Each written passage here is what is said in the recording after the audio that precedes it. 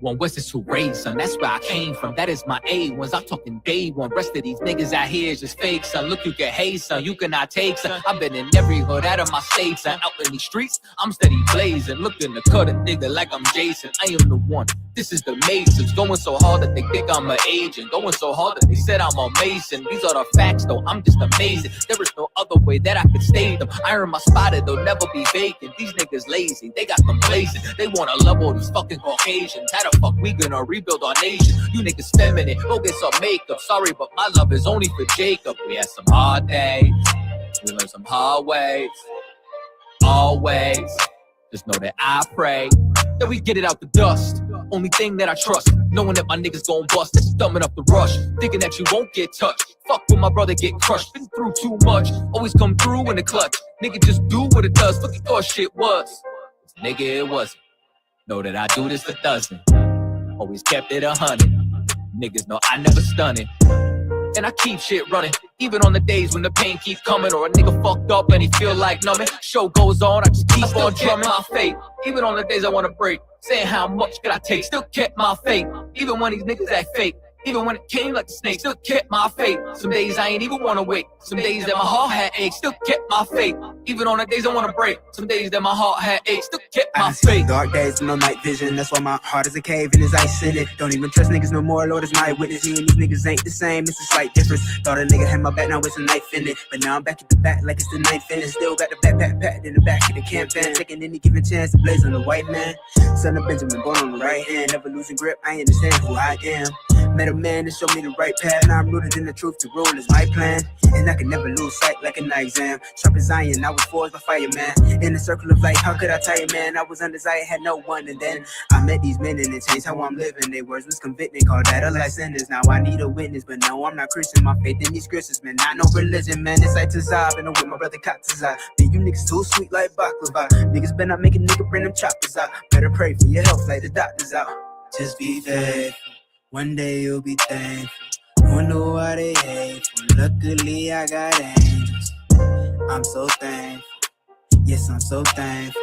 Used to be ashamed, and even before I changed, still kept my faith. Even on the days I wanna break, saying how much could I take, still kept my faith. Even when these niggas act fake, even when it came like a snake, still kept my faith. Some days I ain't even wanna wait, some days that my heart had aches, still kept my faith. Even on the days I wanna break, some days that my heart had aches, still kept my faith.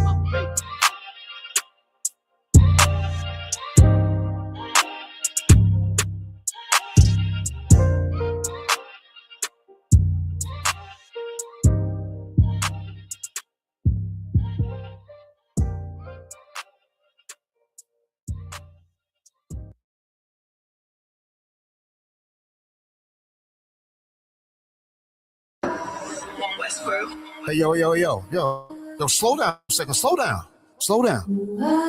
Hey, yo, Shaw, Brazil, hop up real quick. We're gonna get these niggas real quick.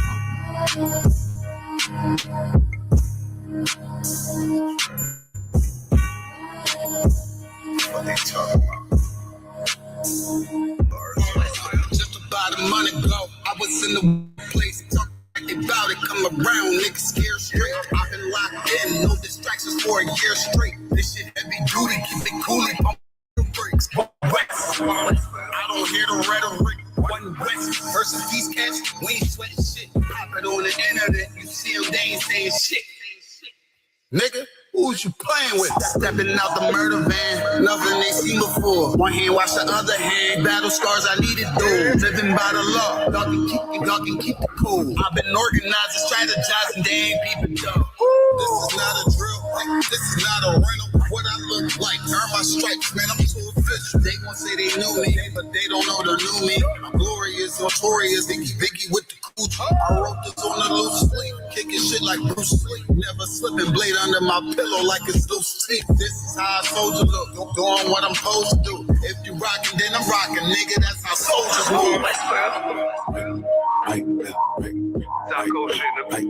right, left, right. UPK Soldier move, nigga. Soldier moves, nigga. Shaw.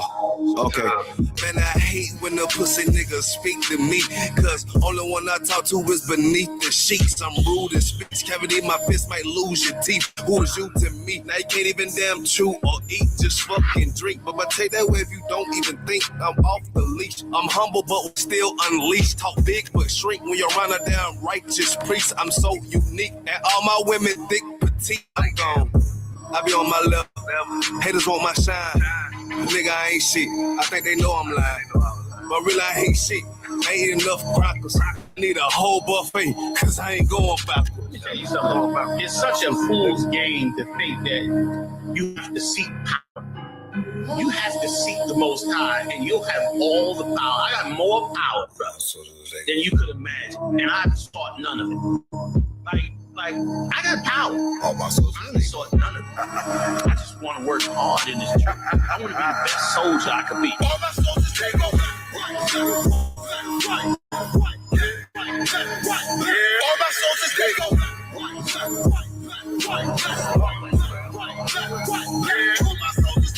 Yeah. Yo, come on. Yo, Kashak, pull off. Yeah. And don't go backwards. Let's go. Y'all already know how South Coast doing this shit. South Coast, you know what I mean? We holding it down. Brotherhood, South Coast skin, however you want to talk about it, however you want to do it. But one thing for sure, we ain't going backwards.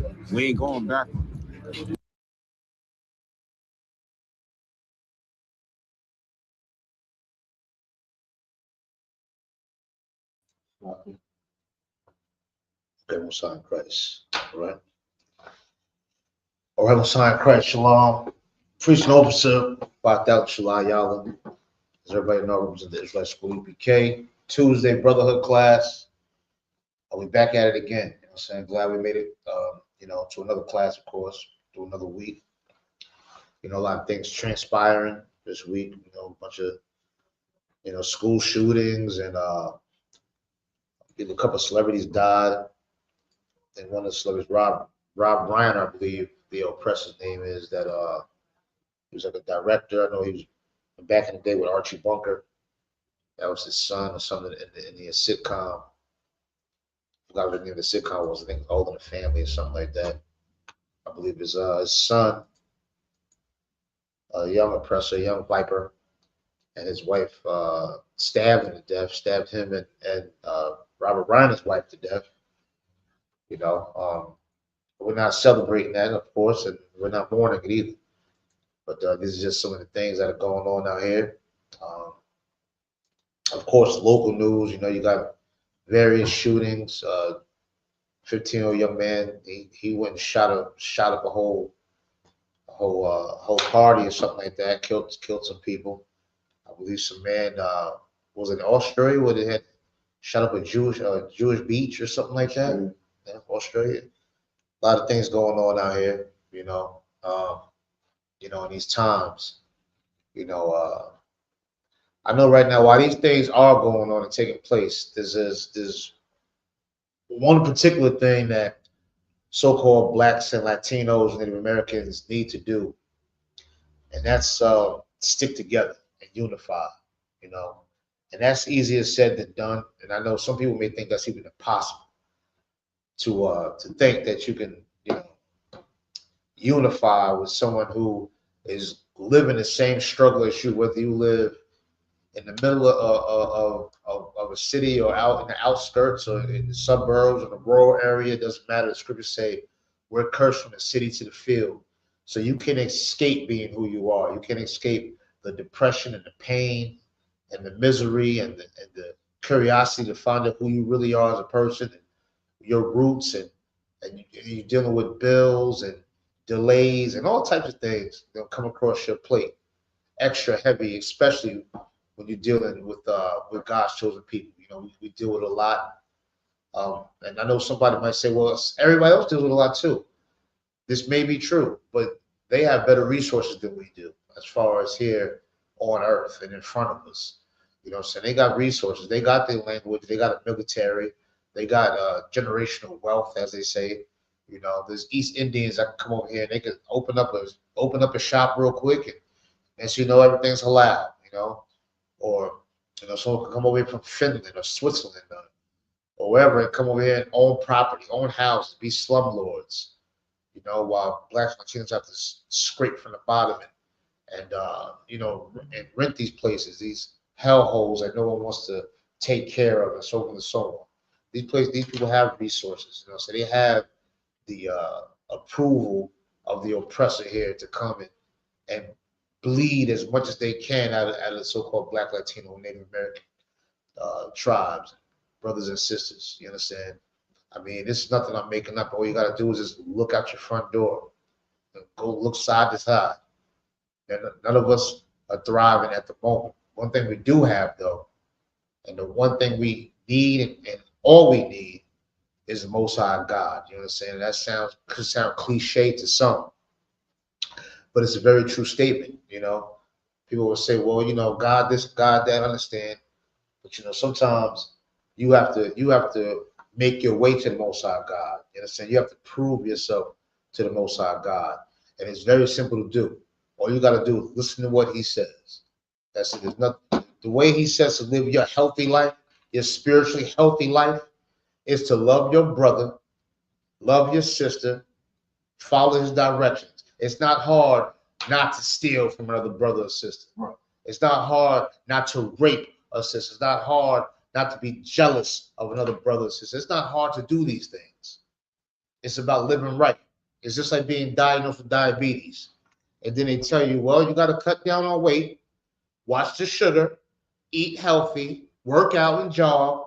They tell you the things you should have been doing any damn way, right? Anyway, you should have been doing it anyway, right? That's not hard to adjust to live right.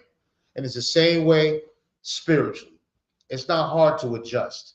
What makes it hard is the distractions that these oppressors put in front of us. You understand? Working their hands down till they bleed and still don't have enough. You understand? All your wants and your needs and your dreams cut short. You understand? Dealing with past traumas, being molested, maybe not even being told I love you. Right. Your father not around. Maybe your mother wasn't around. You understand? All this pent up anger and trauma that we have that we can't discuss with nobody. You know, black folks don't like no therapy. Right. Neither do my Latino, but when I say black, I'm talking all the tribes, but just for those who may not understand. So-called blacks, Latinos, Native Americans, they don't like no therapy. None of that. We ain't doing that. Take it to the grave or do a cold turkey or whatever the case may be. What we do is we suffer. You understand? And that suffering just turns into hating one another. Because we're real good at that. We don't got no problem shooting nothing up. We don't got no problem selling no type of drugs to each other, to pregnant women and young kids. None of that. We have no problems doing that. Why? Because we have caught the disease called the white man. You know what I'm saying? We caught that disease. You know what I'm saying? And we live in it. But one thing that we need to do as a people in order to come out of this cesspool that we live in is learn how to love each other. When I say love, I'm not talking about that hunky-dory, cotton candy, corny love. I'm talking about real, hardcore, down to the bone love. You understand? Honesty. You understand? Pure, straight honesty and trust and loyalty. You understand? And understanding. Knowing that that person over there is a chosen child of God. That Latino brother, that Puerto Rican, that Cuban, that Dominican, that Haitian, that Jamaican. You understand? That Negro, that Mexican, all of that. You know the 12 tribes. If we can get to that point to where we realize and look at each other as royalty. If we can just look at each other, when we see each other, just recognize and realize you are dealing with royalty according to the scriptures. This is not a poem I'm reading. This ain't no script. It's not a novel, a non-fiction book. This ain't none of that garbage. This is the real deal. God is saying this. This is what God said. You understand? God is the total opposite of what your oppressor wants. Your oppressor wants another man to penetrate himself into another man. He wants another girl and another girl to stay and rub each other until they start a damn fire. You understand? They want that garbage. The Most High God wants the opposite of that filth. You understand? And what he wants us to do is to love each other. Because when you're dealing with a so-called black or Latino man, woman, or child, you don't know who you're dealing with. You understand? It don't hurt to be kind, cordial, to show manners, to show respect, dignity and decency to another so-called black, Latino, Native American man, woman, or child. That's something we're missing. We don't have time loving the other nations. We've done that long enough. You understand? It's PDF season now. So everybody's sitting on Santa's lap, jingling his bells and all of that, waiting for him to bring a gift and all of that. Leave that garbage alone. That's not for us. That's not for us. Your rent is due in about 3 weeks. And you busting your back out right now trying to get the money for that. You understand? Leave that garbage and turn to the Most High God, man. And serve the Most High God and love his people. Love his children, who are your brothers and sisters, man. Because you never know who you're dealing with. You never know what a good morning can do for somebody. What a hello, how you doing? Yes, please. No, thank you. No, how to be kind and cordial to someone else. You never know what that can do for their day. You never know. And you never know what it can do for your life. How do I know that? It's all in the scriptures. So I don't want to babble on too much. Hold on, I got some tea here. This is tea. It's cold outside. So I don't want to babble on too much. You know, I do want brothers and sisters just to get the point. You know what I'm saying? That loving each other is imperative to the survival of our nation. You understand? For the upliftment of our nation, for us to forward in this disgusting, filthy hellhole that we live in, we have to be unified. You understand? We have to be unified. You understand? Real quick, let me that's want to piggyback what I'm saying real quick. Go to 1 Corinthians. Go to 1 Corinthians. Thank y'all for checking in. We see y'all on the check-in. Definitely appreciate y'all checking in, man. We're gonna jump around a little bit in the scriptures. You understand? Don't forget your brotherhood is imperative, y'all. We need it. You understand? We absolutely need it. And just think about it. We haven't had that in a long years. Right. You understand? In slavery, in the slavery times, and I'm talking about all the slavery, because our Caribbean brothers, they was out there picking sugar cane and all, picking tobacco and cotton and beans and everything else. We knew who the enemy was. We knew who it was.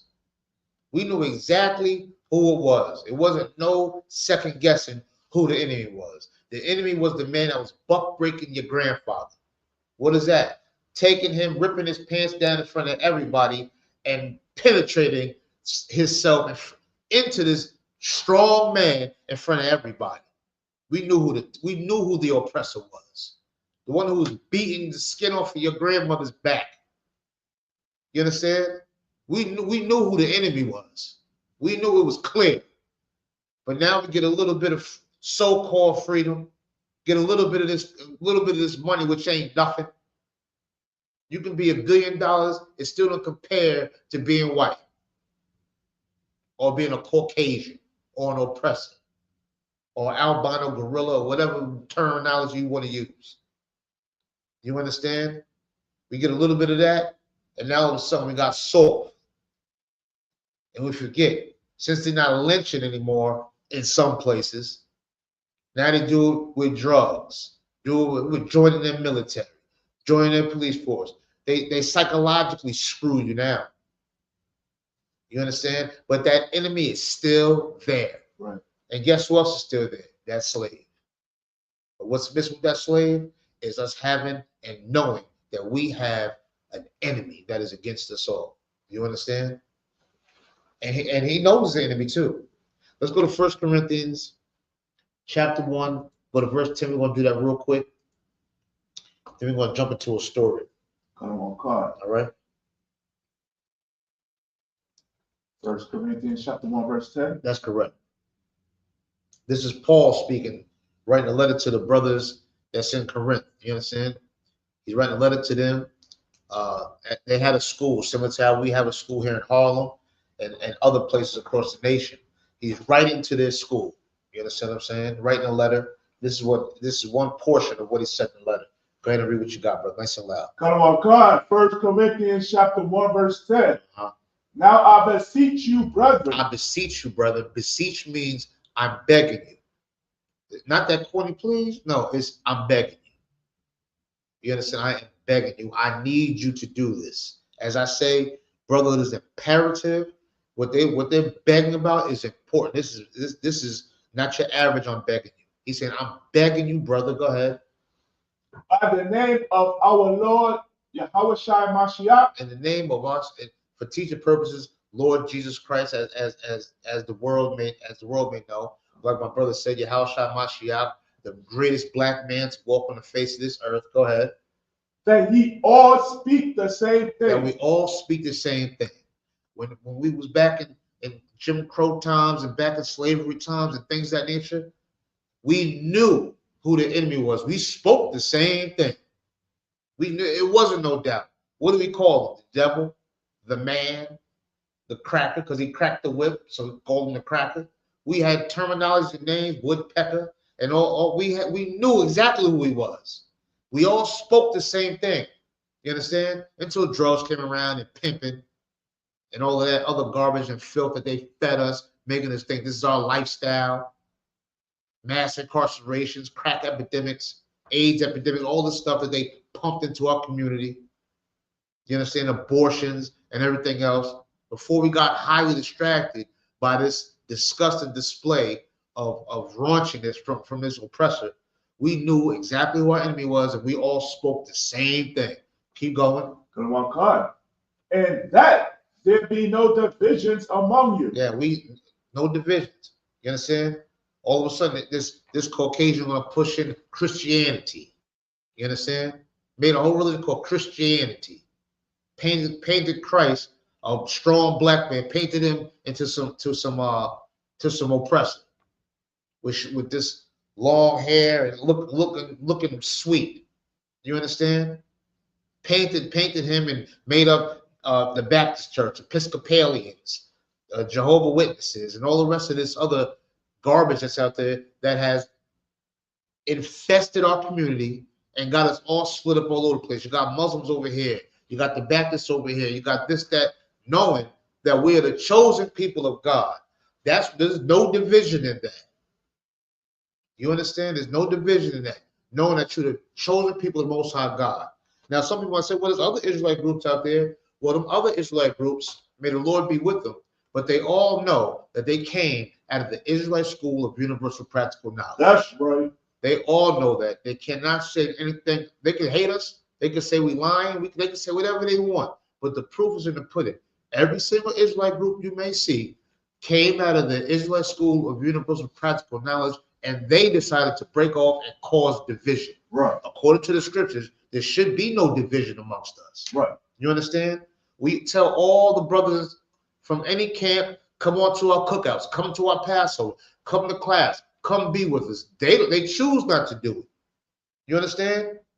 Because we actually practice these scriptures, we live these scriptures and breathe these scriptures, and we mean it. You understand? But the Most High God said there should be no divisions amongst us. Keep going. Okay. But that ye be perfectly joined together. That would be perfectly joined together. Being perfect means keeping the laws of the Most High God. That's how you be perfect. You understand? Because the Christians say nobody's perfect. Just because you walk down the street and trip over the curb don't mean you're not perfect. You understand what I'm saying? But to be perfect is to love your brother. How do you love your brother? You follow the law. Be perfectly joined together. No stealing, no jealousy, no hatred, no none of that, no backbiting, no bearing false witness, no doing these things to your brother, to your sister. You understand? Now let's drop that real quick. There's more to it. Y'all can go back and read it on your own. We're going to go into Hebrews 13:2, and we're going to get into the topic real quick. If you looked at the title of class, it's titled, You Never Know Who is Who.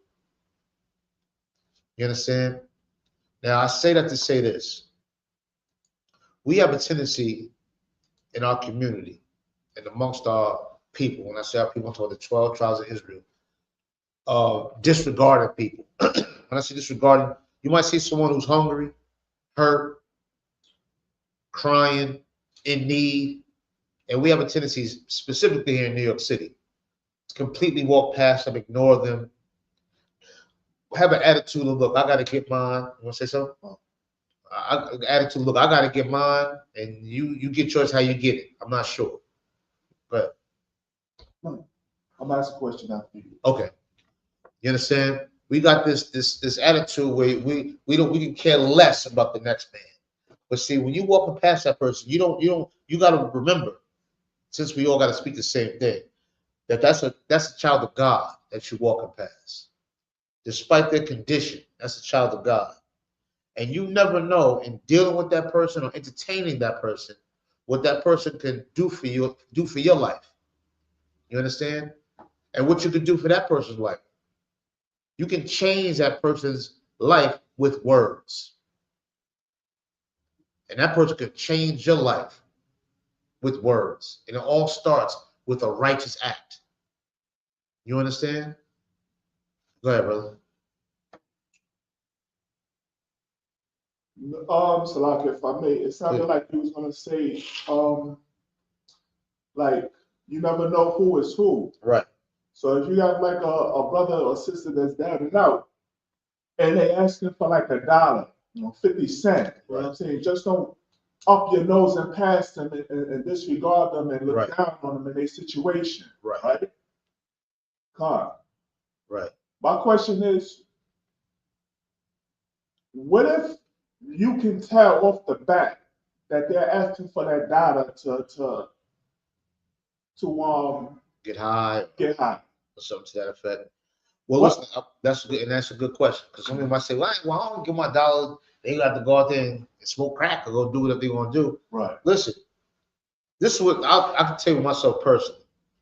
Instead of saying, nigga, get the hell out of my face and you keep walking, you can easily say, I don't have this $1 to spare because I know what you're going to do with it. Right. You can be honest. Right. You know what I'm saying?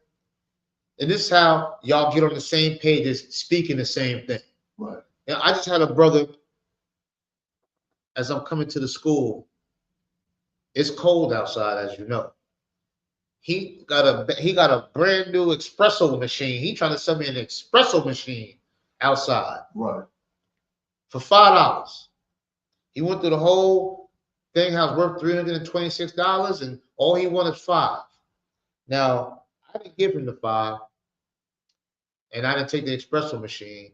The point is, I know he's going to get heroin with it. You understand?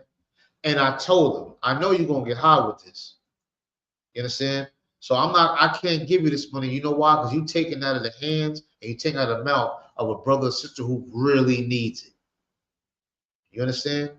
Someone who really needs it. Now, that same person, they got me before that for $5. I gave it to him. Right. You know what I'm saying? Because he asked. You know what I'm saying? And I gave it to him. But see, there's a difference between doing something right for your heart and then being a fool about it. Right. You understand what I'm saying? Right. But being a fool about it. So I would be myself personally, I would be completely honest. Look, I know what you're doing with this money. Right. It's no different from a cousin who out there selling drugs and doing whatever he's doing and running the streets and doing it, and then call you, hey man, I got locked up, man, I need some bail money. No, you don't. Because whatever what you was doing, you knew what it led to. Right. It ain't like you out here, you being a freedom fighter or something, you down for the cause and the man that locked you up and all of that. You out here doing some foolishness, and you know the consequence of that is going to jail. So I can't spare $1,800 to bail you out, because there's a brother or sister right now who's about to get evicted and who's living a life that they are trying their best to make it. Right. And I can't go ahead and turn my back on them because you decided to do something foolish. Now I'll be with you through it. I'll be with you through your foolishness, but I can't turn my back on someone who's actually drowning and they didn't ask to drown. Right. You understand what I'm saying? So you have to use your discretion when it comes to that. But by the same token, whether you give them the money or not, that's not even the point. The point is, don't look at them any kind of way. Right. Don't look at you piece of garbage. I ain't giving you nothing. I know what your bum ass is gonna do. It. Not that kind of attitude. You understand? It's attitude. Right. It's not necessarily the act of giving. Right. It's just the attitude of it. You understand what I'm saying? Because this society can make our people feel real arrogant over having nothing. Right. You get a condo somewhere and you just think you it. Get a little nurse's aide job and you just think you it. You understand? And what we need to realize, no matter what your worldly occupation is, the number one thing in your life is being chosen by the Most High God. That's the most important. I don't care if you piss poor or you a billionaire or thriving to be a billionaire or you sick, you're short, fat, black, skinny, it don't matter. You're the chosen people of the Most High God. You understand? And you never know who's who. So never be too arrogant to entertain somebody. You understand? Never be too arrogant. And that's big. That's what it is. It's a spiritual thing. It's not so much action. You understand what I'm saying? It's a spiritual thing. If there's another scripture I want too, but we'll get back to that. You know what I'm saying? Most High in Christ. Do all for y'all for checking in. Most High in Christ. Y'all can like, share, comment, all of that. You know, but never have an arrogant attitude, because basically you don't want that for you. Right. You don't want nobody to have an arrogant attitude towards you, because there's always someone who's doing a little bit better. You understand? And you don't want to have this machismo like you better than them. You understand? Because you never know who you're dealing with. You never know who the Most High God will put in your life. And you know why? You don't know why? You don't know who he'll put in your life? Because the life you live ain't even yours. You leasing this body. You're going to have to return it soon. But when you return it, make sure that your spirit is intact. Make sure your soul and everything is intact before you return this lease that you got. You don't know who's going to come in your life or what's going to come into your life. You understand? It's best to handle it with seasoning. It's best to handle it with righteousness. And righteousness ain't all hugs and kisses all the time. You understand? Not all the time. But you never know who the Most High God is going to put in your life and see how you handle that. You understand? To see if you're going to give him the same mercy that you begging the Most High God for. That you sitting there crying to the Most High God for. Let's see if you'll do it for the next man. Let's just see. You understand? Let's see if you sacrifice for the next man. Let's see if you can go hungry just for another hour while this person go ahead and eat their food. Let's just see. Or is society going to sit there and continue to control your life and let you be the greediest bastard walking around? You understand? Let's read Hebrews real quick. Hebrews 13:2. Come on, Carl. All right. Hebrews chapter 13, verse 2. Be not forgetful to entertain strangers. Don't be forgetful to entertain strangers. You never know who you're speaking to. That's why we got to start with loving each other. Not because of what somebody do for you. You understand? Not because of that. But because you know that you're dealing with the chosen of God. You understand? That this is a holy person. This is a separate person, according to the scriptures. This is the salt of the earth. This is a person just like me that's above all the other nations. You understand? So I know, no matter what the condition they're in, I know who I'm speaking to.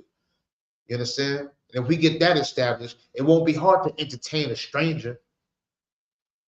Now, I'm not saying take somebody off the street, just let them sleep up in your house and that's it. Now, I'm not talking about that. You have to use your discretion.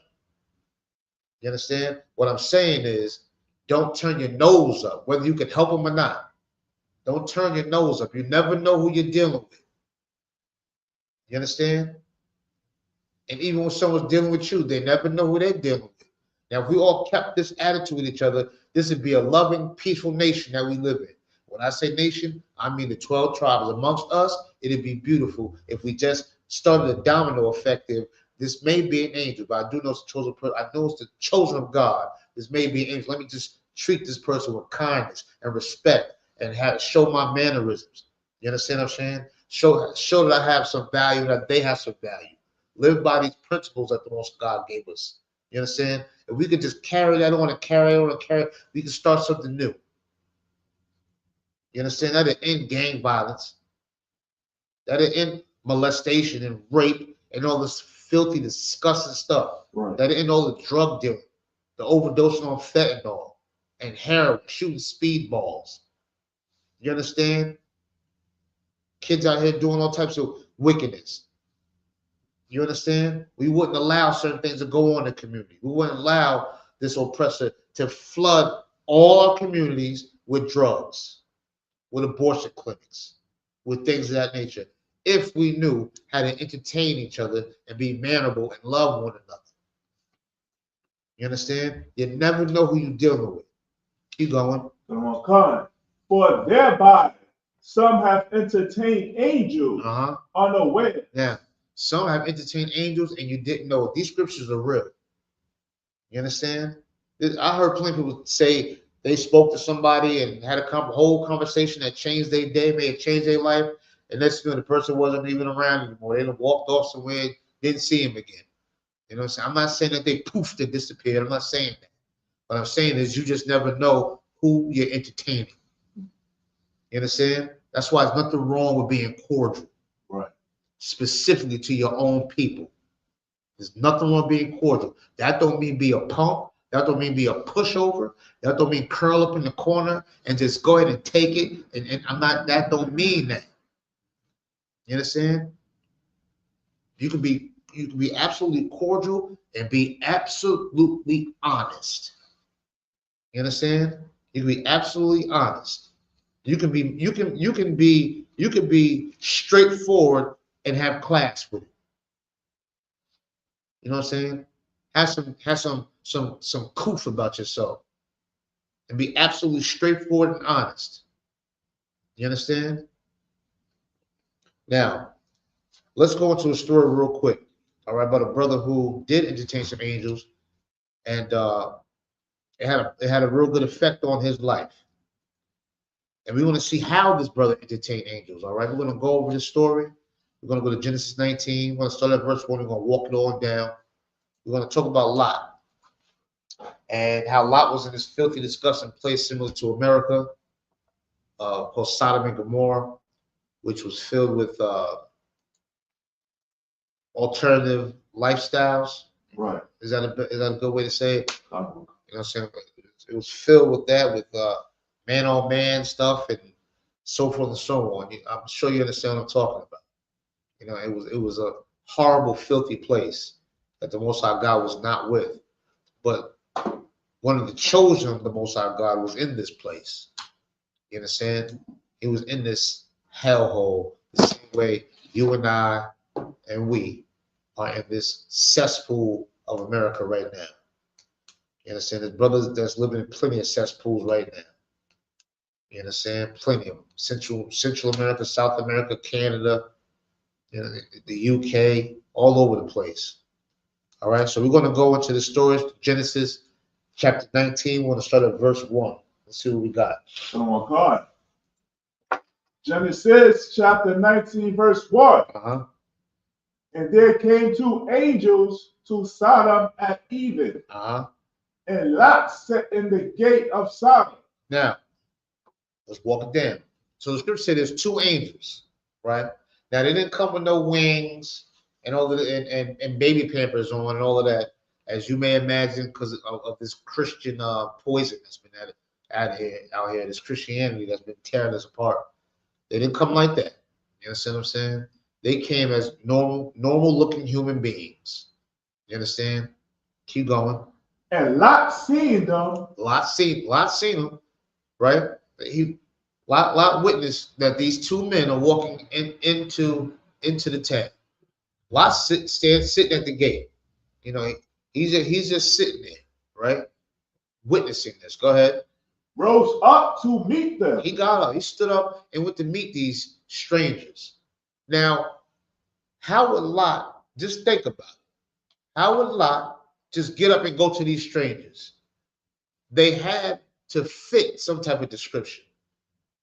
He had to know that there was something about these men that was just like him. We're not going to go on complexion. We're not going to go on any of that. It had to be some apparel or maybe how they spoke. It was something about these men to where Lot got stood up and went to these men to greet these men. You understand? Two strangers. Lot don't know these are angels. These are two strangers that Lot is speaking to right now. Go ahead. Come on, God. And he bowed himself. He bowed himself. He humbled himself. Not knowing who these men is. He didn't ask, are you rich? How much money you got? Where's your car? Nothing. He checked their persona, seeing who these people was, and he bowed. He humbled himself to these men. You understand? And that's something that, brother, you can humble yourself to a brother. Some people don't like certain words. Humble and submit and surrender. They don't like these kind of words. Like, these are soft words. These are tough words. Right. These are hardcore words. To show respect to another black man. To show respect to another Latino brother or Native American brother or sister. To bow yourself to them. This is what we need to learn how to do. Go ahead. With his face toward the ground. He looked down at them. Excuse me, not down at them. He looked down to the ground in front of them. He bowed his head down out of respect. Go ahead. Verse 2. And he said, behold now, my lords. Turn in, I pray you, into your servant's house. Now he's saying, listen, my lords. He's showing them the utmost respect. You understand? We talk in the UPK, we talk to higher ranking men that way. We say, yes, my lord. You understand what I'm saying? And so, I ain't saying that to no damn man. But you're going to say, yes, sir, to your boss. Right. As soon as Bradley walk in here, you're going, yes, sir. Hey, boss, you're going to go ahead and do it. When it comes to another black or Latino man, you got a problem. You want to grit your teeth. And what the scripture said, this man, seeing these strangers, he bowed down, he bowed his head to him out of respect. And not only that, he greeted these brothers and asked them to come onto his house. You understand? To be a host, to be a gracious host. Come to my house. Go ahead. And tarry all night. And you come in, stay all night. And come on by to the house. Go ahead. And wash your feet. And wash your feet. You know what I'm saying? Get off your feet. Come on in. In other words, come on in and relax. Go ahead. And ye shall rise up early. And you can get up in the morning time. That's it. Now he entertained these strangers. They just walked in there. I know it may sound odd because this is what we don't do nowadays. Right. So it sounds odd. He walked to these two niggas and said, what? That's what it sounds like, because in our brains, this is just what society has planted in our brain. Right. Going on to those two niggas, inviting them into my house. You know, that's what society has this made this saturated in our brains. You understand what I'm saying? But during this time, this brother recognized and realized that these are the chosen people of God, just like him. He showed respect to them and said, come to my house. You understand? Because he knew that these men were just like him. So he's not worried about them stealing, sleeping with his wife, raping his daughters. He's not worried about none of that. Excuse me. Right. About essaying. Is that the word? We say essaying his daughters. He's not worried about any of that. You understand? Keep going. And go on your way. Then you go on your way. Just come on to the house, relax, get off your feet, wash your feet, and you can go in the morning time. Go ahead. And they said, nay. They said, nah, we're not going to do that. You understand? We're not going to do it. They declined his offer.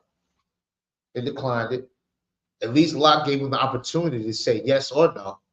You understand? But they declined it. Now let's see what happened after that. Go ahead. But we will abide in the street all night. We'll stay in the street. Don't even worry about it. You understand? We'll stay in the street. See, but I don't think Lot was going for that too tough. You understand? But I'm just trying to paint this picture to y'all. I'm sure y'all heard the story 1,000 times, but you're going to hear 1,001 today. Right. You understand? Lot invited these men over. They said, nah, we'll stay outside. We'll stay in the streets all night. Go ahead. Verse 3. And he pressed upon them greatly. He said, come on. You know how somebody was asking you, you say, nah, I'm all right. Man, come on. Just come on. He pressed him. You know what I'm saying? He pressed him. Go ahead. And they turned in unto him. They said, okay, we'll go. We'll go. We'll go to the house, relax, wash your feet, everything you just said. We'll go ahead in there and we'll do that. You convinced us. You understand? This is all a test for Lot, but go ahead. And entered into his house. Now, so the men went on, they took Lot up on his offer.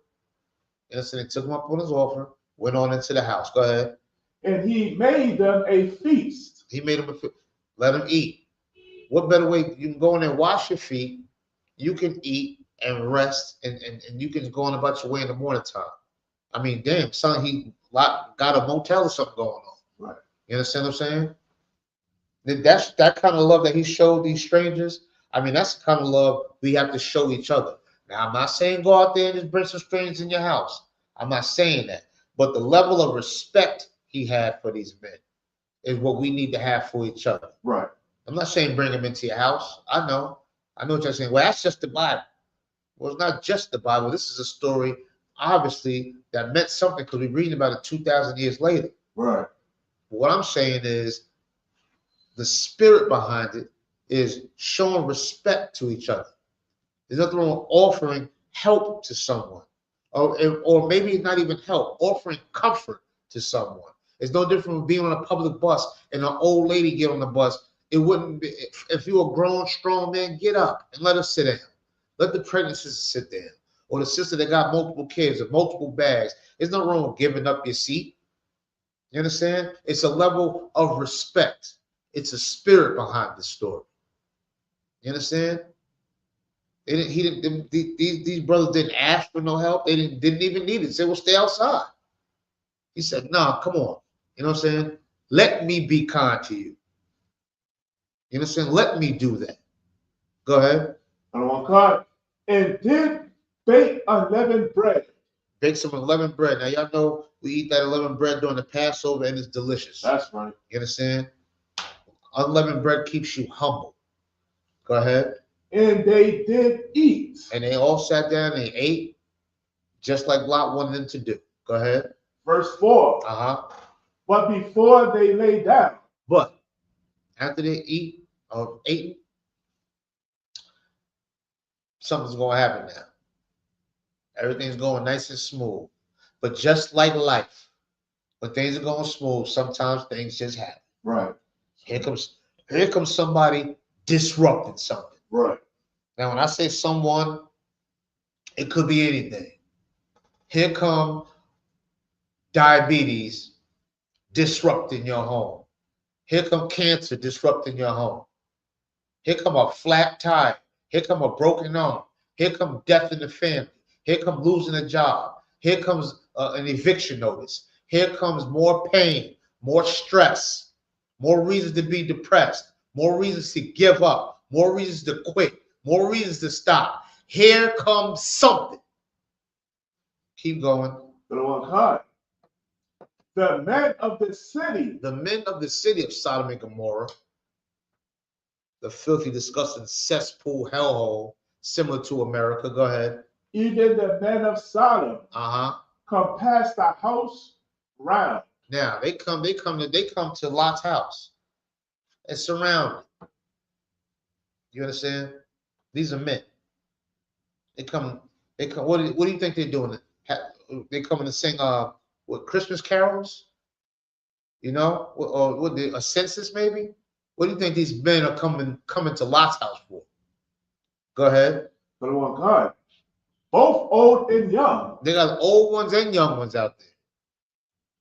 Generational freakiness. Right. We'll get to that. Go ahead. Keep going. All the people from every quarter. Yeah, everybody came. Crosstown, downtown, east side, west side. Everybody came through. All going to Lot's house. The word spread that these two men, these two strangers, came into Lot's house. Now here they come. Your nosy neighbors coming around to cause a problem. You understand? Wasn't thinking about you until these strangers came into your house. You understand? Keep going. Verse 5. And real quick, and just keep this in your mind. Lot don't know these brothers. Right. He don't know these brothers. But obviously from their mannerisms, he recognized them and accepted them, showed the respect, brought them into his house, washed their feet, let them eat, about to let them rest. You understand? He don't know if these are criminals. Are these men coming to this house because these two men are criminals? Because they did something to somebody and they're coming to get them? Well, he may have had an idea that that's not the case because these men seem to be just like him, chosen men of God, who keep the laws. Right.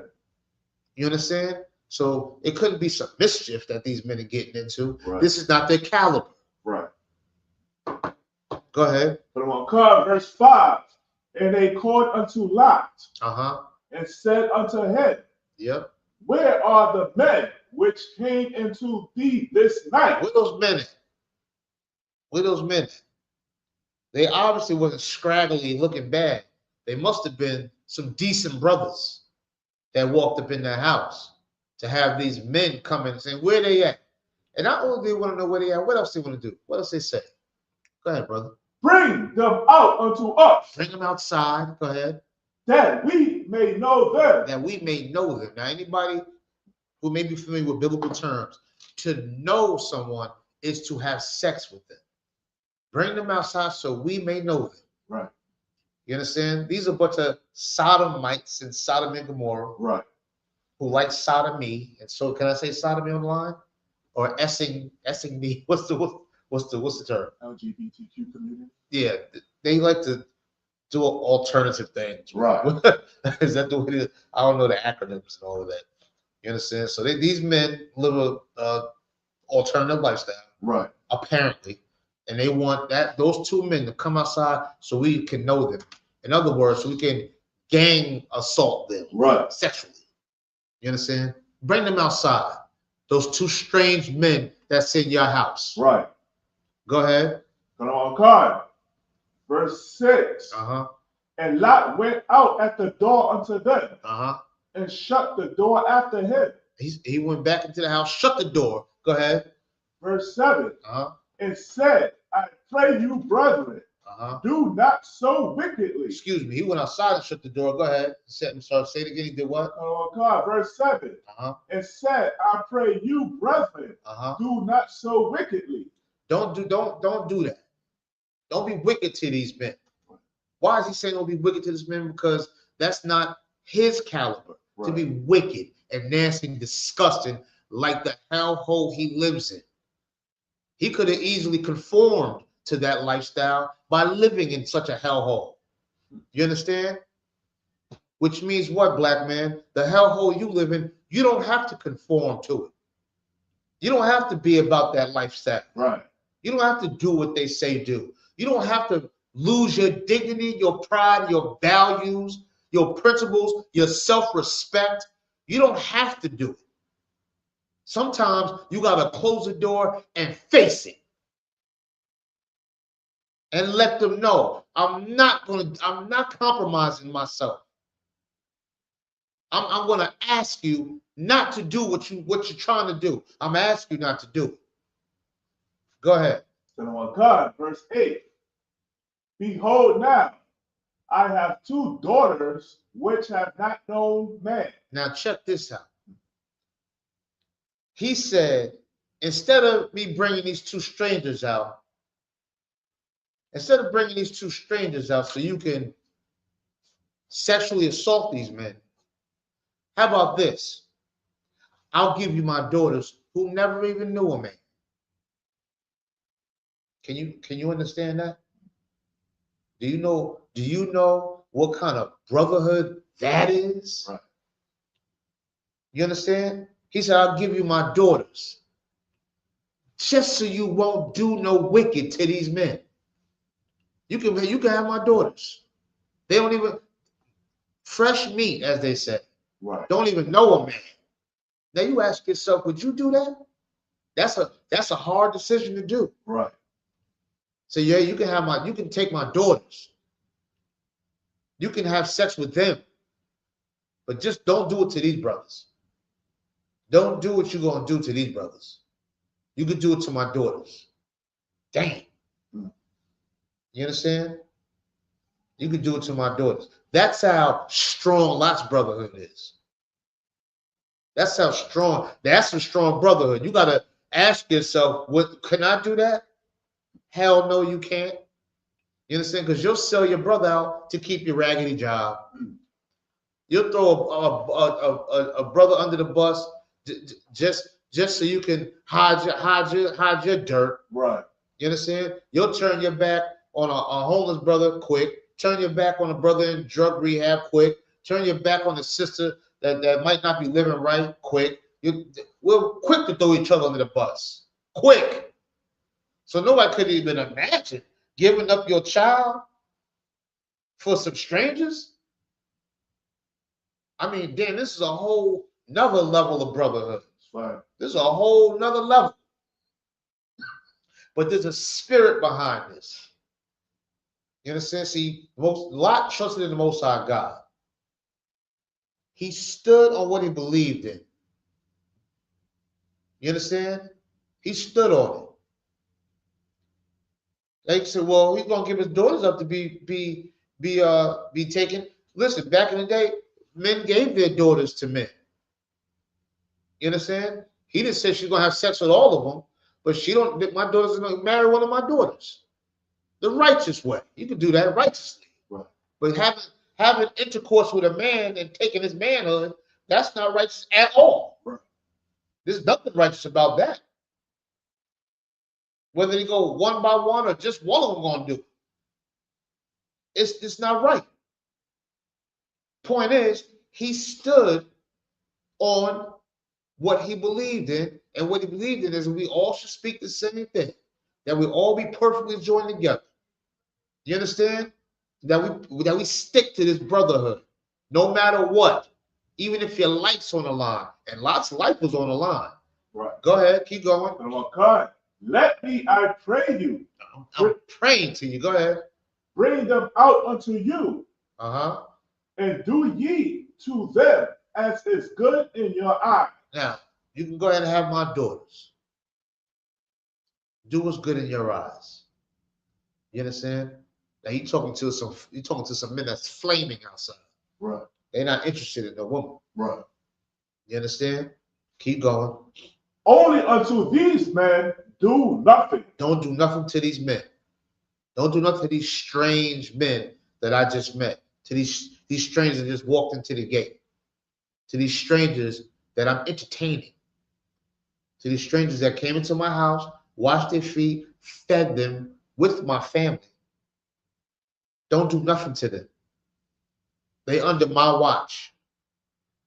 I'm responsible for them. You understand? If we had that attitude with the neighborhood, I'm responsible for these kids out here. They can't get shot in the head. I'm responsible for these kids out here. There's no more than buying guns. Right. There's no more selling them drugs. There's no more fentanyl for them. There's no more of this laced marijuana. Right. There's no more of this. There's no more abortion clinics coming in here. You understand? There's no more of these things going to happen on my watch. Keep going. For therefore came they under the shadow of my roof. Just like I said, he's claiming they're under my roof, under my watch, under my protection. You understand? And that's the attitude we should have toward each other. Now, once again, this is a spiritual thing. If you look at the next black man, woman, or child as your responsibility, it'll stop a lot. You understand? It'll stop a lot of crime. It'll stop a lot of hatred. It'll stop a lot of disappointment. A lot of unnecessary funerals. It'll stop a lot of abortions. It'll stop a lot of depression. It'll stop a lot of stress, a lot of trauma, a lot of PTSD. It'll stop a lot if we said, I'm going to be accountable for the next black man, for the next Latino man, woman, or child. I'm going to take responsibility for them. They under my watch. Right. And if every single black man, woman, and child thought that way, it would start something that this disgusting world could stop. That's right. They can't stop it.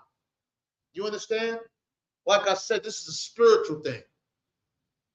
This is a spiritual thing. He's taking responsibility and ownership for these black men that he let inside his damn house. Don't do nothing to them. Keep going. Come on, God, verse 9. And they said, stand back. And they said again, this one fellow came in to sojourn, and we will needs, Salakia, and he will needs be a judge. You understand? Listen, they come in here, we're gonna judge them. Bring them on out still. They're still demanding that these men come out because their lust is burning. It's inflamed. They can't help it. You understand? They can't help it. And they want these men. Forget them daughters. You understand? Wickedness is what they want to do. Absolute wickedness. They love to shed innocent blood. They love it. You know, that's the spirit of this filthy, disgusting hellhole we live in now. They love wickedness. They love sexual deviancy. It's all on the news. They love sexual deviancy. Why would they want to be with a woman when they can just insert themselves inside of a man? Right. How wicked is that? How disgusting and wicked. That's the same thing society. This oppressor loves to insert himself into our culture, into our heritage, into our language, into our music, into our literature, into our art, into our homes. You understand? They just want to insert themselves in our lives. That's what they want to do, and do the most wickedest thing of all. Every time they get up, all they think about is how they can destroy us all the time. Brother, go ahead. You want to say something? Question off topic. Well, if it's off topic, hold it for a second. Give me a second. I'll try to get to your question right now. I want to stick to the brotherhood. All right? Just give me 1 second. We'll see if we can get to it. Now, go ahead. Keep reading. Now, will we deal worse with thee than with them? And they press sore upon the man. You understand? They press. You know, they are pressing. They tell them, get out the way, Lot. We're gonna deal with you. No, we'll do it to you. But Lot standing strong. You understand? Lot standing absolutely strong in what he believed in. Keep going. Even Lot. And came there to break the door. They want to come bust into this house. You understand? Now they're doing a home invasion. Right. You know, so now it's home invasion time. Their lust is so inflamed, and that they're trying their best to go to sexually assault these men so bad that now they're gonna bum rush the house and run in here and go get these men. Right. You understand? Now let's see what happens. Let's see if they're gonna go ahead and get to these men. If Lot's gonna allow them to do that. Let's just see. Go ahead. Verse 10. But the men put forth their hand and pulled Lot into the house to them.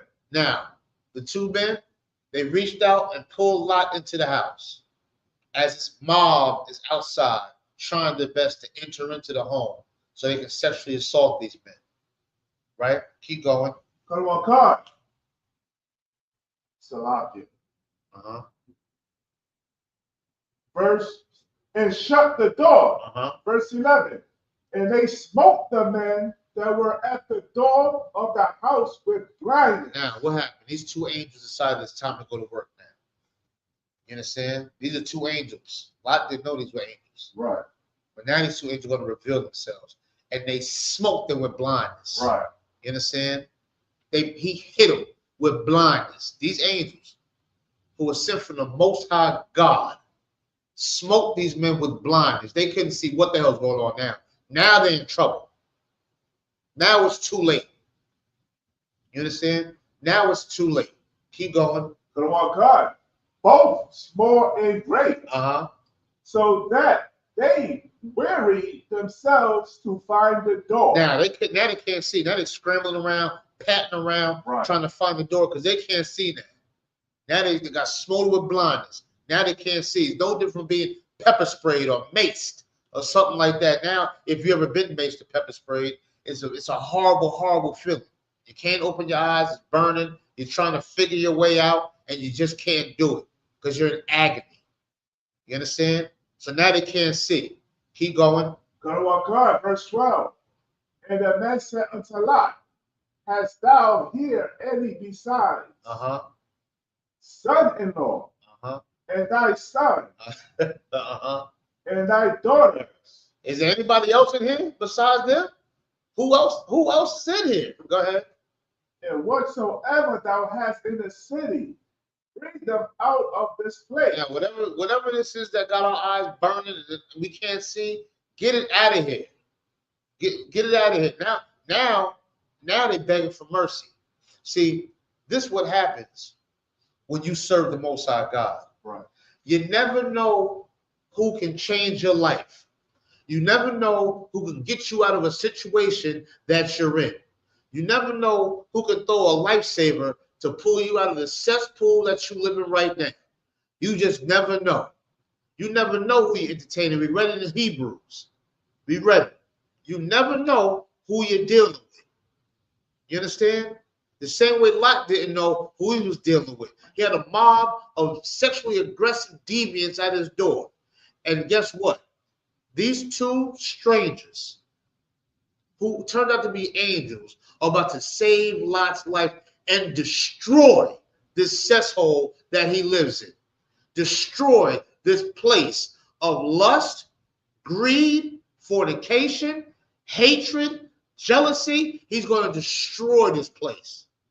Why? Because he did exactly what the Most High God said. He spoke the same thing. He was joined together perfectly with them. He protected them, took responsibility and accountability for them, wasn't going to allow them to be hurt, wasn't going to allow anybody to come into his house and harm his guests under his watch. He stood with it, and the Most High God seemed fit for Lot to watch these people get destroyed. Right. Now, the same thing can happen for you and I. If we practice brotherhood, respect, humbling ourselves, feel a sense of responsibility for the next man, for the next brother or sister, feeling that responsibility. You know, if we felt that way, it wouldn't be so many broken homes in our communities. Right. If we felt a responsibility for each other, that you're not going to let nothing outside of this harm anything that we are taking accountability for.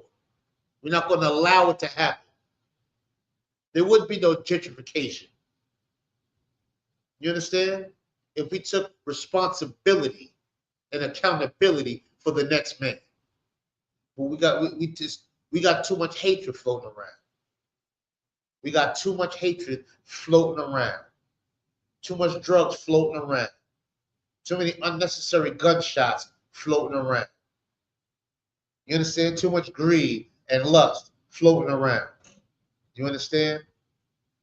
Keep going. Hello, God. Verse 13.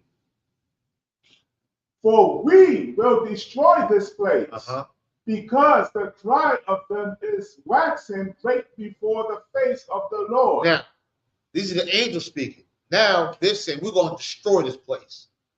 This is what they came to do, to destroy this filthy, disgusting place that Lot was living in. You understand? To destroy it. The same way he's going to destroy America. You understand? For the disgusting, filthy sins and turmoil and hatred and harm that they've caused to God's chosen people, the Most High God is going to destroy this place. That's right. You understand? All we have to do is practice extreme, obsessive brotherhood and sisterhood. That's all we have to do. You understand? That's all we have to do. Is to speak the same thing, to be perfectly joined together, as you read in 1 Corinthians. You understand? Right. And learn to entertain each other, and specifically if they're strangers, entertain each other, because you never know who you're entertaining. Right. You never know who the Lord sits in your life to destroy your situation. Right. To mix things up and rearrange things and to fix things in your situation. You never know who the Lord put in your path. Right. Now, you're going to allow arrogance, thinking you're too good, thinking someone's not as good as you, or you're better than someone because of their situation, or how they look, or where they from, or because they can't speak English, or because of whatever garbage that society has put in your mind. You're going to let that stop God from sending somebody in your life to change your situation, to destroy all the destruction around you, to take away the depression and the stress and the worry and the tearful nights and the loneliness that the Most High God won't take that away if you just obey and listen and love his children just like he does. Am I making sense? Come on, God. Let's keep going. Come on, God. And the Lord has sent us to destroy it. And that's what the Lord will do for you and I. That's right. You understand? He'll do it for you and I. He'll send a situation our way to destroy whatever's in our path. Right. You understand? To absolutely destroy it. Not money's going to do it. Not grenades. Not bullets. Not taekwondo. Jiu-jitsu, aikido, boxing, whatever it is you got in your little mind that you think that's just your survival ticket. That's not it. The Most High God is the only way to go. That's the only thing. That's it. That's it. You understand? Most High God sent them angels to destroy it. Go ahead, buddy. That's right. Good. Come on, God. Go ahead. Keep going. Verse 14. And Lot went out and spake unto his sons-in-law, which married his daughter, and said, Up, get you out of this place, for the Lord will destroy this city. Go ahead. But he seemed as one that mocked unto his sons-in-law. You understand? He's telling these brothers, he's telling certain brothers that were with some of his daughters, his son-in-laws. You understand? His son-in-laws. It seems that Lot had daughters that were married and some that were not. Right. You understand? So he's telling his son-in-laws, "Hey, let's get up out of here." But they seem not to be on the same page. Right. They seem not to want to move. They didn't believe what was going on there. You understand? The same way the Lord got people in your life. That they don't when they see you changing your ways and you coming about your situation, they don't believe that. You understand? There's something else going on. They don't believe that the Most High God could send something your way. How could he send somebody your way? Look at that job you work or the job you don't work. Look at the place you live in. Look at who you are. Nah, this can't be true. You know what I'm saying? This ain't it. This ain't it. We don't believe in that garbage that you believe in. But the Most High God is here to change all of that. Right. He's here to make believers out of non-believers. Either you're going to get with it or you're going to have to lay down. One way or another. You understand? One way or another. The Most High God will send people in your life that will change your situation. The same way these angels changed Lot's situation. The same exact way. You understand? Because Lot stood on extreme brotherhood. Right. He was obsessed with the brotherhood. And the same way we need to be obsessed with the brotherhood. The same exact way. You understand? The same exact way. Now let's drop that real quick. Y'all can take your time, go back to Genesis 19, read the rest of it. You know what I'm saying? Go over it. I want to skip around a little bit for time's sake. So we got a little bit of time left. Let's go to First Maccabees chapter 3, and we'll start at believe verse 17. We'll start there. First Maccabees, all right? Y'all got to understand and see what, and realize what's going on out here. You never know who is who. You never know who you're dealing with. You never know who can change your life. It don't hurt to listen. You understand? It don't hurt. It don't hurt to listen at all. It don't hurt to be kind and cordial to the next man. That's what we're missing. Real quick, what was the question that's off topic? I'll see what that is real quick. This is from Drop City. He asks, how do you treat non-Israelites? Well, listen, that's a good question. If you, so if you see any scripture that relates to that, let me know. Off the top of my head, how do you treat? Go ahead and say something. If it's possible, we have peace with all men. Yeah. How do you treat them? Let me put it this way. We're not going to treat them how they treat us. Non-Israelites, there's nothing wrong with being kind and cordial with them as well. You know why? Because they don't have a kind, cordial bone in their body. You might be one or two or a few that seem to be cordial, respectful. They're nice at the job. You know, they might bring donuts and croissants or whatever the case may be, or, you know, whatever. You know what I'm saying? Go to lunch or whatever the case may be. But at the end of the day, you can't do what Lot did with these brothers and invite them into your home and love them and cherish them. You can't give your sons to their daughters to your sons. There's nothing. We separate from them. As far as being kind and cordial and peaceful, that's who you are. That's naturally who you are, to be a kind person. There's nothing wrong with being kind. There's nothing wrong with being somewhat helpful.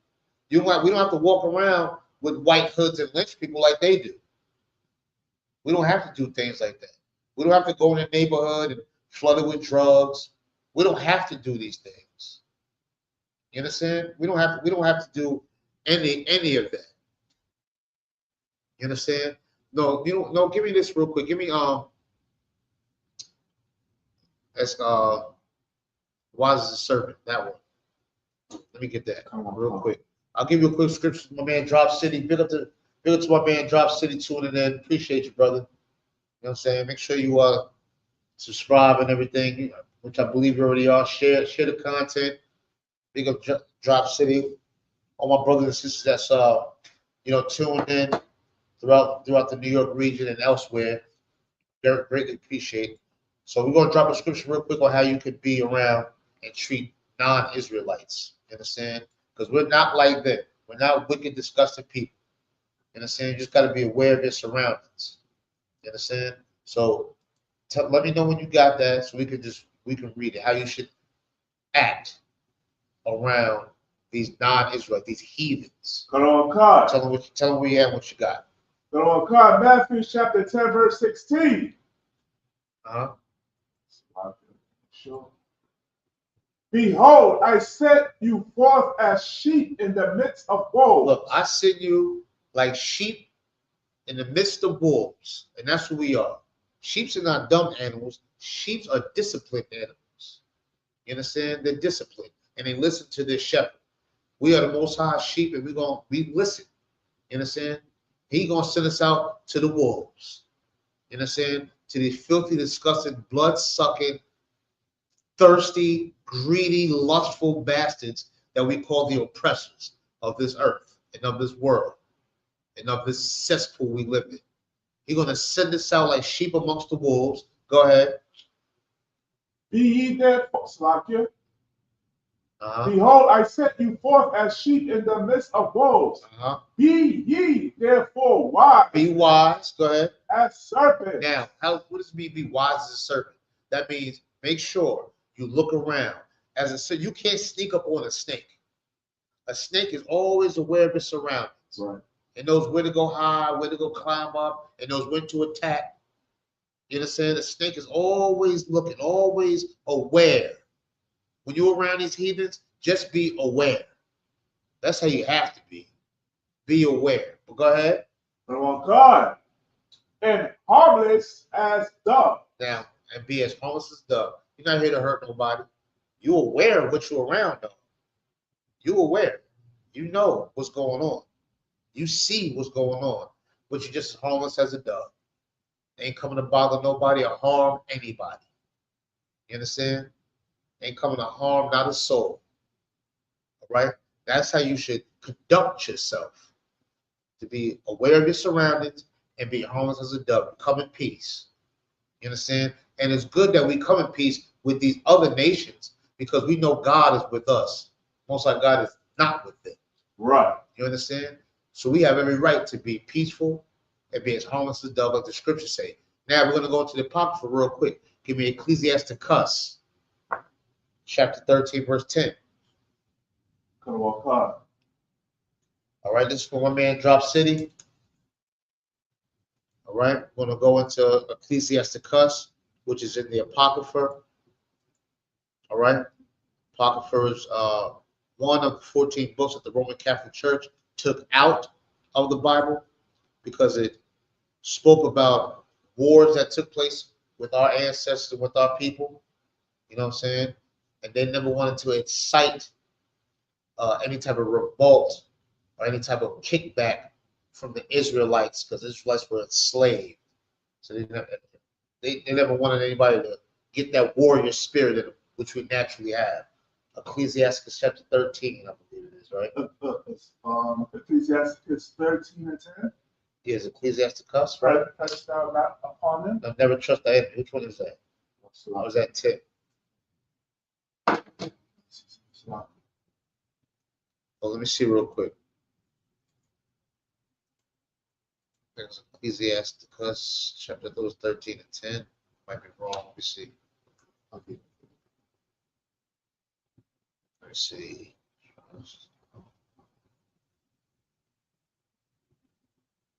It's 12 and 10, excuse me. Ecclesiastes 12 and 10. Ecclesiasticus, not Ecclesiastes, for those who's watching. Ecclesiastes 12. I'll use that chapter.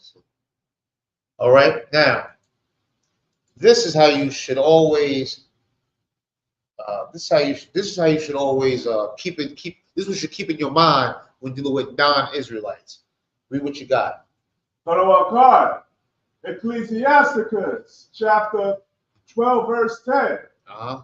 Never trust thy enemy. Say it again. Never trust thy enemy. Don't never, ever, ever trust him. When you're around him, be as wise as a serpent, be as harmless as a dove, but never, ever trust him. Go ahead. For like as iron rusteth, so is his wickedness. Now, just as sure as iron will rust, eventually he will show his wickedness. Any of the other nations, any non-Israelite will eventually show you their wickedness. Eventually, just as sure as iron rust. Never trust him, according to the scriptures. Never trust thy enemy. Now, you might say, I was going to say, love your enemy, which means what? There's two types of enemies. Right. You got an enemy of blood. Might think an enemy is a crip. God saying, you love your enemy. That blood should love that crip. That crip should love that blood. Then there's another enemy that we were sold to be slaves, as they state in Deuteronomy chapter 28. That enemy who enslaved us and made us bondmen and bondwomen and raped our ancestors and continue to harm us and hurt us to this very day. That enemy who is the oppressor, the non-Israelite, don't ever trust them. Right. Never trust them.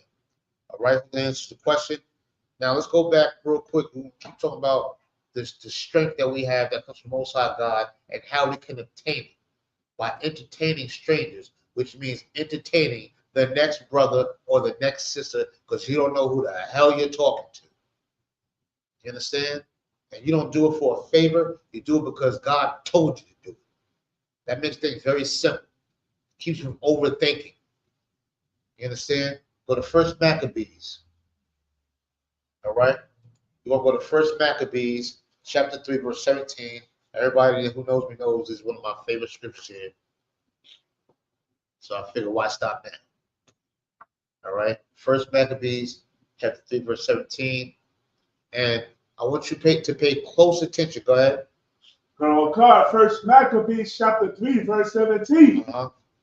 Who, when they saw the host coming to meet them, said unto Judas, how shall we be able, being so few, to fight against so great a multitude and so strong? Now, this is Judas Maccabees, who's one of the greatest, so I say generals, for teaching purposes, of a host of Israelites, of a military army of Israelites.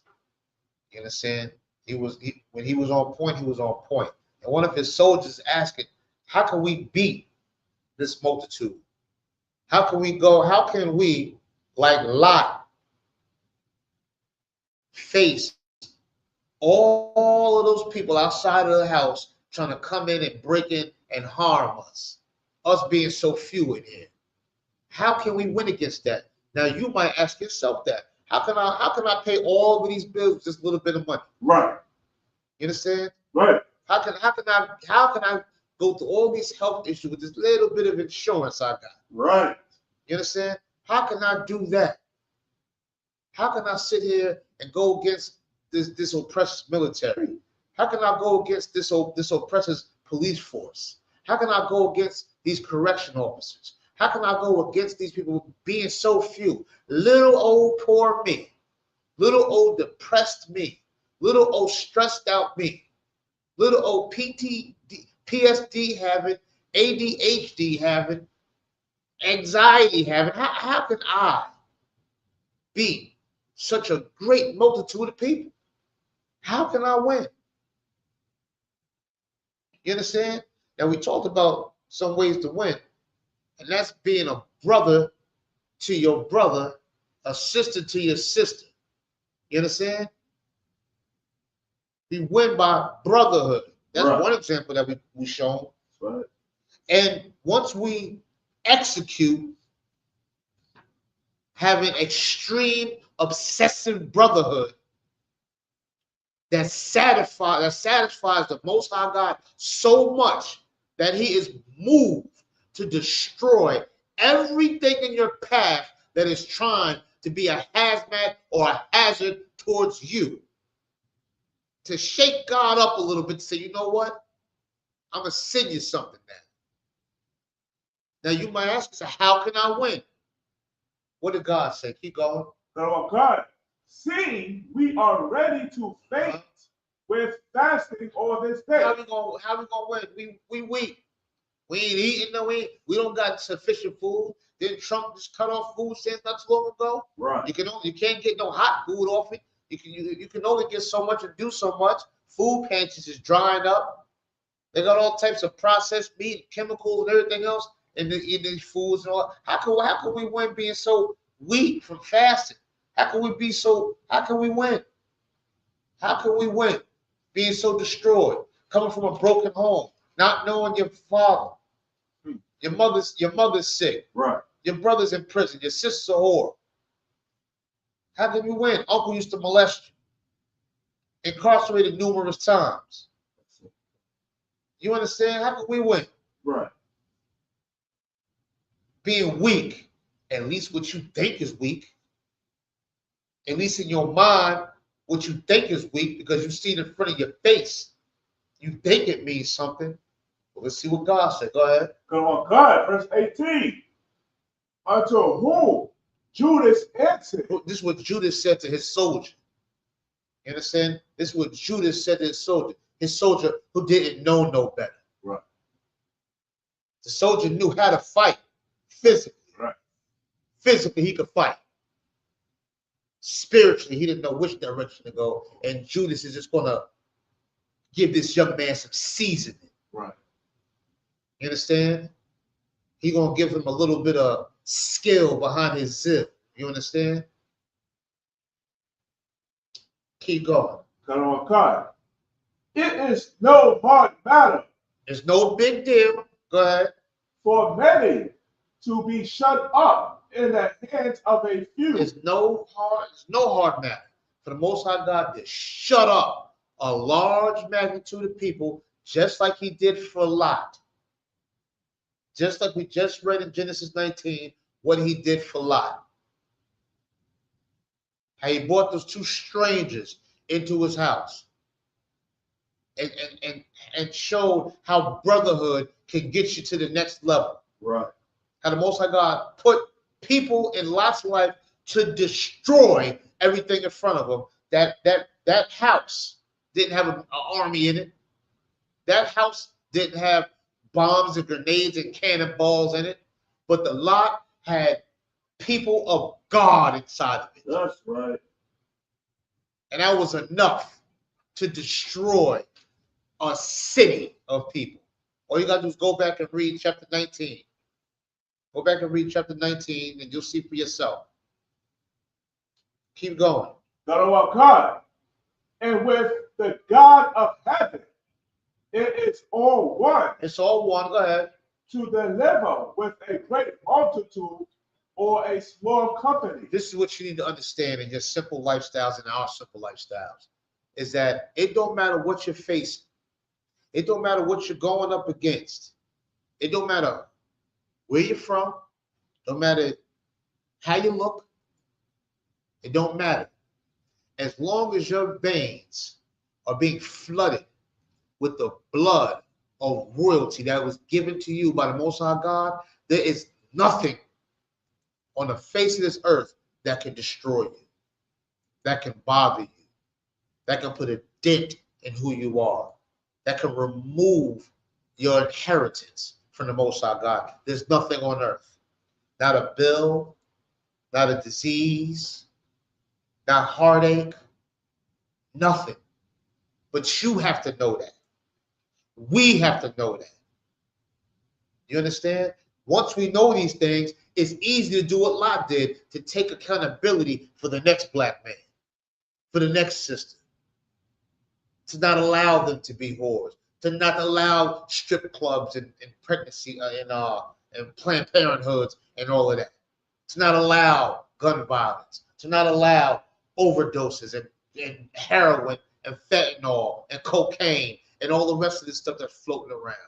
To not allow these things, to take accountability for the next man, the way Judas is taking accountability for this young soldier that's asking him this question.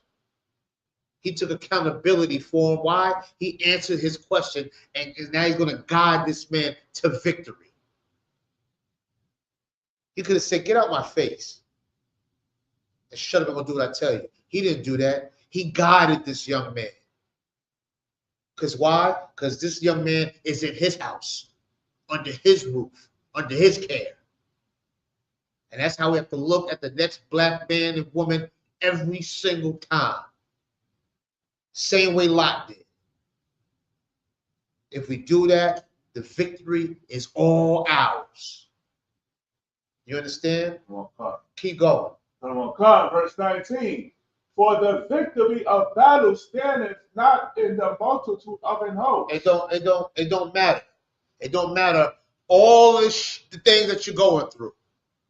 All of the people that's against you.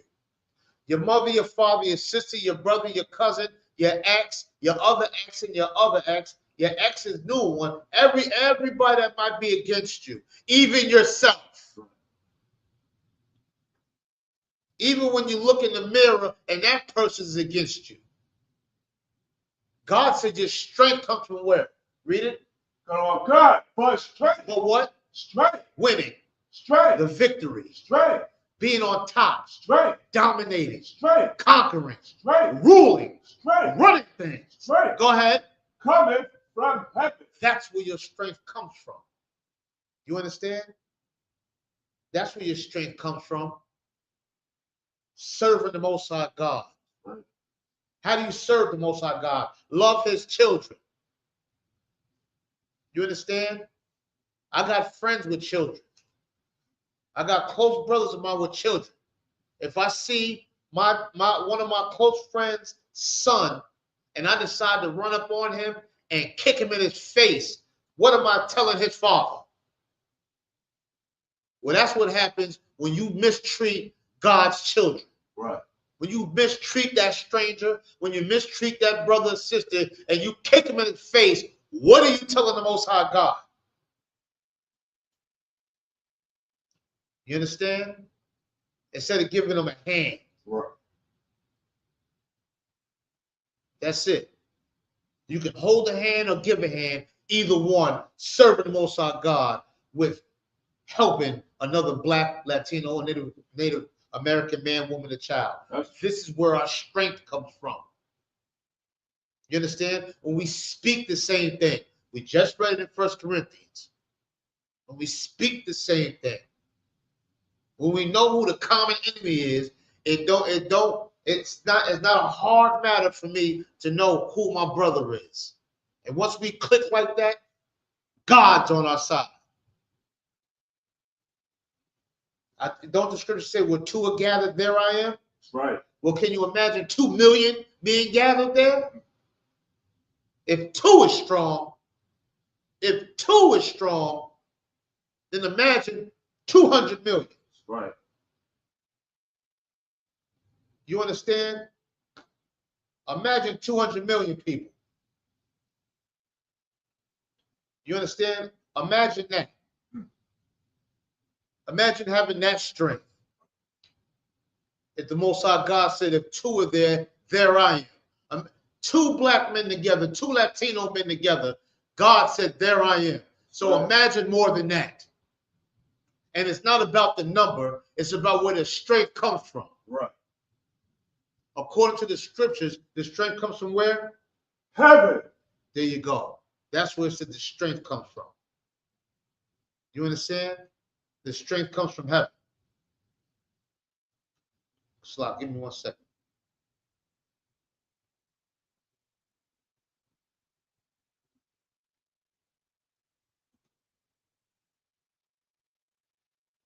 Hold on 1 second.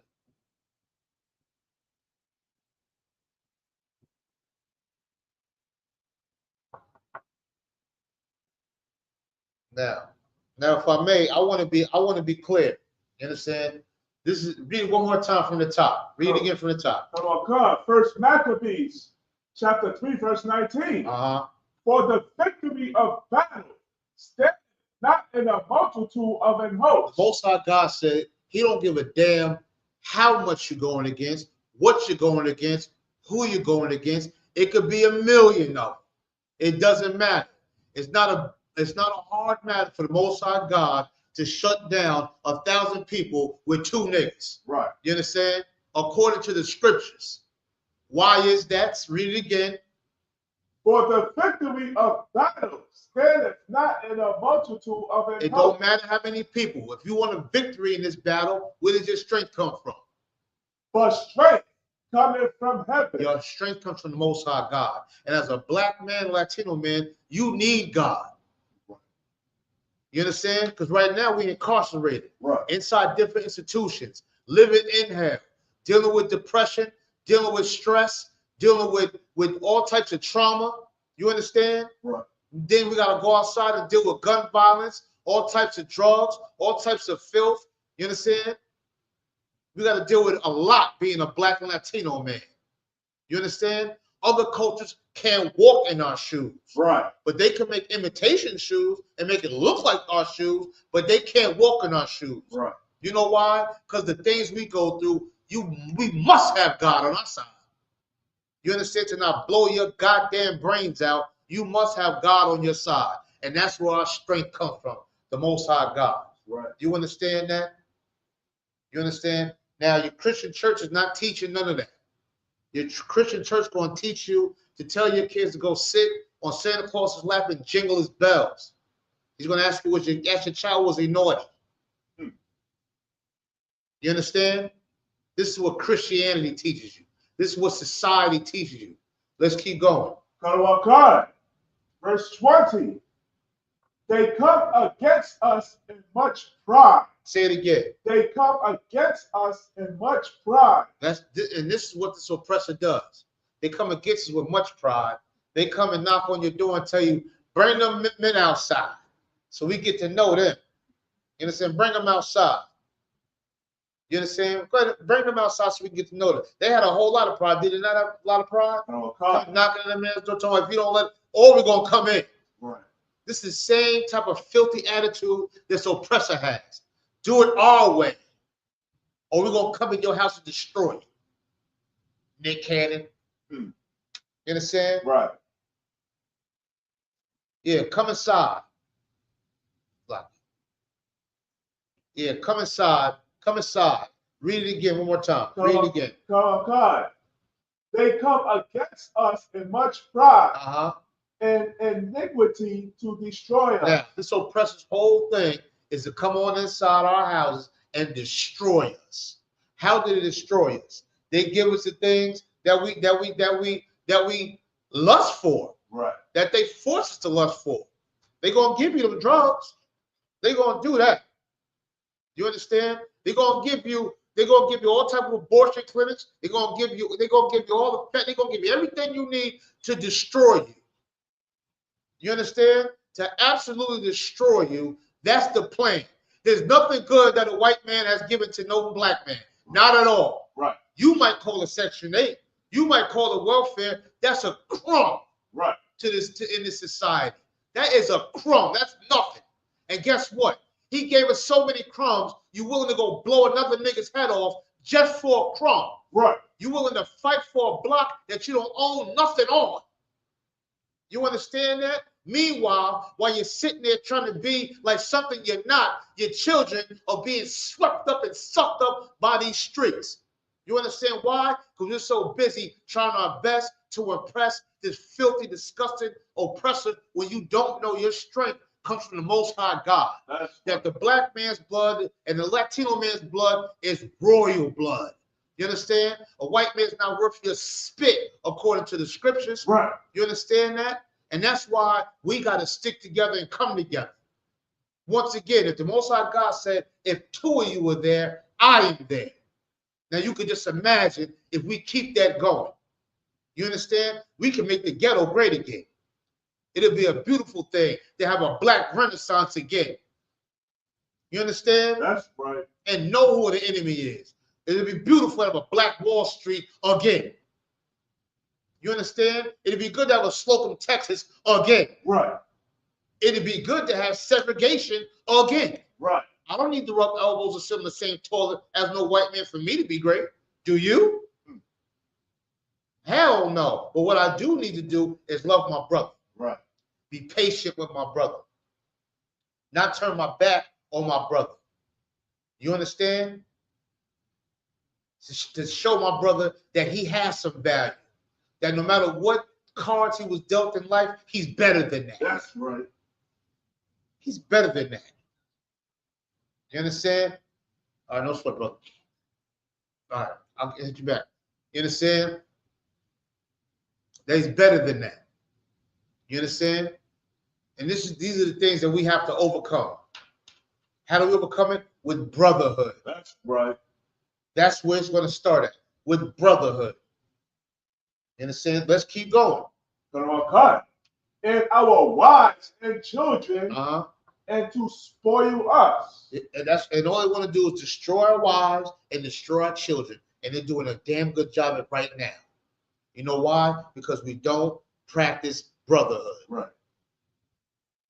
We don't practice sisterhood. If we do that, we'll keep our families together. We'll keep our communities together. That's right. We'll keep our lives together. Right. Black man, woman, and child. If you get time, go over these scriptures, man. Tune into class. We got class tomorrow. Law classes tomorrow. Tune in, like, subscribe, leave a comment, share this content. It's time right now. It's high time right now for the Black, Latino, Native American man, woman, and child to come together. We don't got nothing to lose and everything to gain.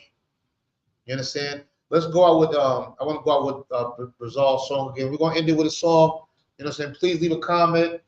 You understand? Sign into the sign-in sheet. If y'all can, if not, leave your attendance in the comments. I pray that the Most High God be with you through this whole week, through this whole month, through this whole year. Stay strong, stay focused, stay dangerous. You understand? And don't forget the oppressor is the devil, and you are absolute royalty. With that, I say shalom. Come on.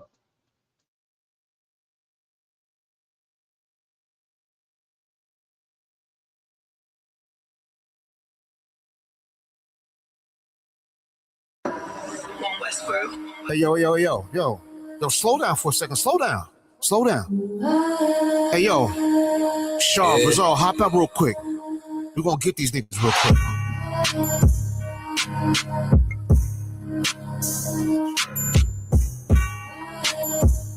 What they talking about?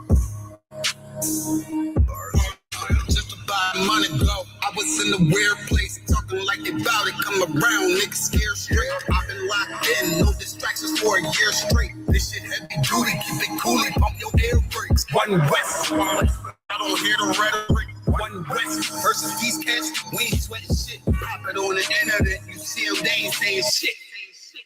Nigga, who's you playing with? Stepping out the murder van, nothing they seen before. One hand wash the other hand, battle scars I needed dude. Living by the law, y'all can keep it cool. I've been organizing, strategizing, they ain't people though. This is not a drill, this is not a rental. What I look like, earn my stripes, man, I'm too official. They gon' say they knew me, but they don't know the new me. Glorious, notorious, Biggie with the cool. I wrote this on a loose sleeve, kicking shit like Bruce Lee. Never slipping, blade under my pillow like it's loose teeth. This is how a soldier look, doing what I'm supposed to do. If you rockin', then I'm rockin', nigga, that's how soldiers move. Right, UPK, soldier move, nigga. Soldier moves, nigga. Shaw. Okay. Man, I hate when the pussy niggas speak to me, cause only one I talk to is beneath the sheets. I'm rude in speech, cavity in my fist might lose your teeth. Who is you to me? Now you can't even damn chew or eat, just fucking drink. But take that way if you don't even think I'm off the leash. I'm humble but will still unleash. Talk big but shrink when you're around a damn righteous priest. I'm so unique, and all my women thick, petite. I'm gone. I be on my level. Haters won't shine. Nigga, I ain't shit. I think they know I'm lying. But really, I ain't shit. I ain't enough crackers. I need a whole buffet, cause I ain't going backwards. Tell you something. It's such a fool's game to think that you have to seek power. You have to seek the Most High, and you'll have all the power. I got more power, bro, than you could imagine, and I've sought none of it. Like I got power. I haven't sought none of it. I just want to work hard in this truth. I want to be the best soldier I could be. All my soldiers take over. All my soldiers take over.